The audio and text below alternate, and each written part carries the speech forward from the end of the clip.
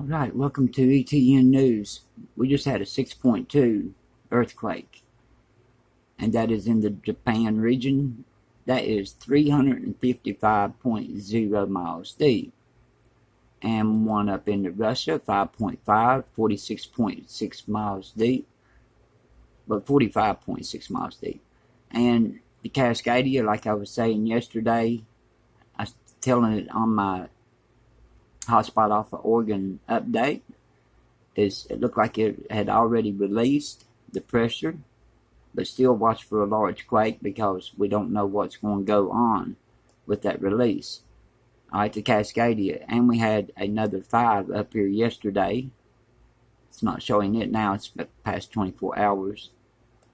And we got a 2.6 in Nebraska, 6.5 miles deep, 3.0 south of western Colorado, 3.3 miles deep. Texas, 2.6, 3.0 Mexico, and a 3.1 west-southwest of Hollister, California, 3.2 miles deep. It's 2.5 right over from that one, and a 2.7, 12.9 miles deep. Now, on the small activity, I figured the new major would get hit yesterday by something either small, mostly small, usually.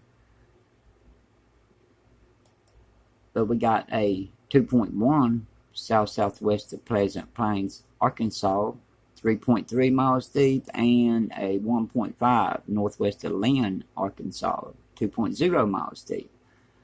So here's where that went. And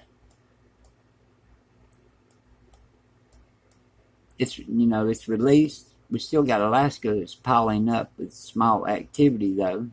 So we can still see a little bit of activity on the Cascadia, hopefully not large activity. Had to see what that was.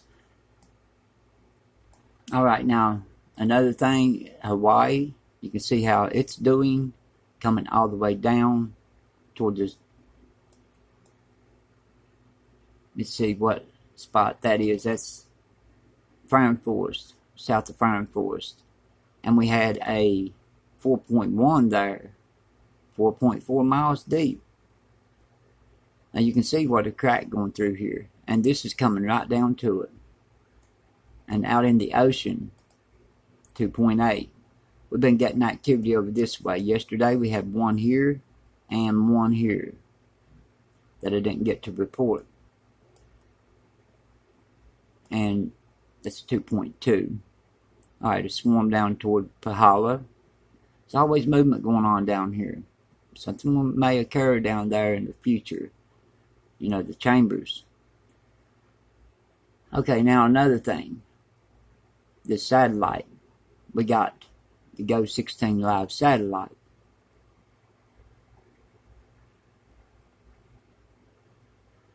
Okay, all we had was one hotspot, and it was out on the Wandafuka Fault on Oregon this morning. But I want to just show you something about the satellite.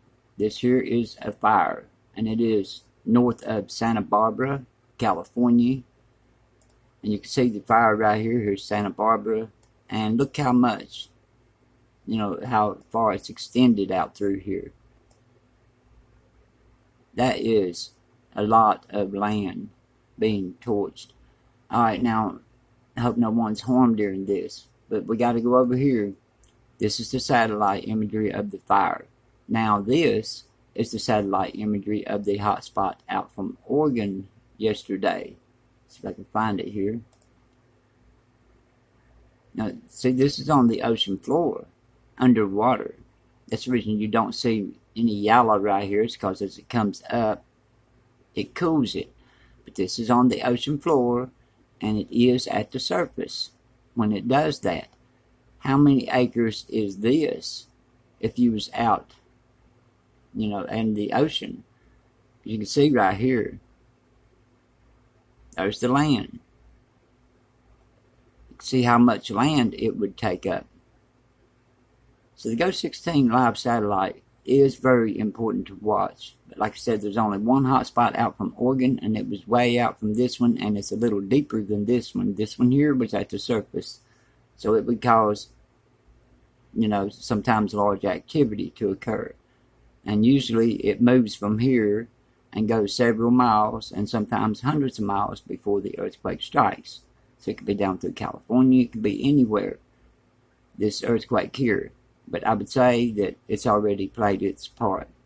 Let's hope it's already went through. So there shouldn't be no concern about that. But you can see how big the fire is on land. In the ocean, it's about the same way. Now we got Canada, what they're reporting in the last 24 hours, that 3.1. Let me see what we got here, 0.8. Small quakes.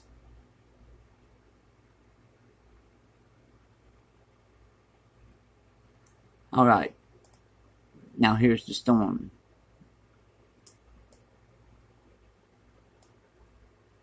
And Beryl, how they want to pronounce that, don't matter about the name, it's what's coming in. You can see Hurricane 1, and that is on this 7th at 8 p.m. That's today. So that's getting close. So it's going to be coming in at 75 miles per hour is what they got it forecasted. You can see the hurricane warning along the shores down through here. Now this is in Texas. It never made it over to Louisiana, but it came up from Mexico and went on into Texas. Now it's going around up north of Mississippi. Let's back this up. It takes too long to. Okay, there we go. And you can see where it's projected to go. It was over here on me toward West Virginia, but it moved on up where the jet stream is pushing from the south up.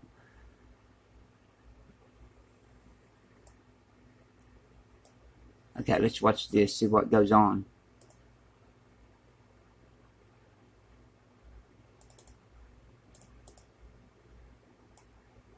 And we got this one over here, 25 miles per hour storm.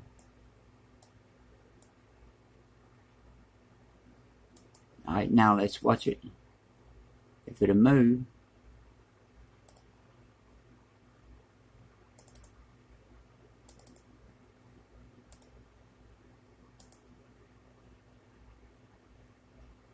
See what it produces before it hits the shore, if it'll show us.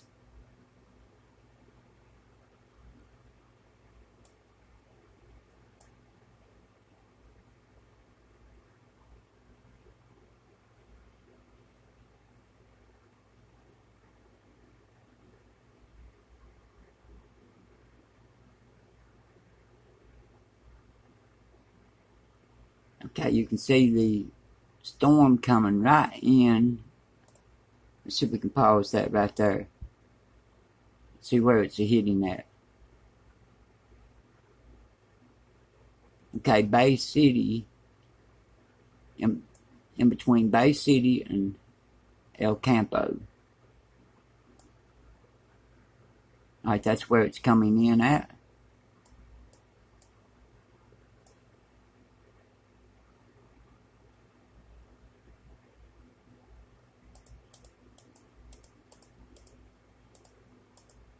See if we got anything else around through here. Okay, I'm not seeing anything else except for all kinds of storms and rain. Alright, I'll see you on the next updates. Everybody stay safe, and just remember about these hot spots out in the ocean. Just because they're out in the ocean floor, that don't mean they're small. They are hundreds of acres big when they show up. And you can tell when they're at the surface or deep on the Ghost 16 Live satellite. And the Ghost 16 Live satellite will show you if Mount St. Helens gets a hot spot on it that they don't report. We will see that. What they don't tell us, we can see. It's live. Alright, I'll see you next time.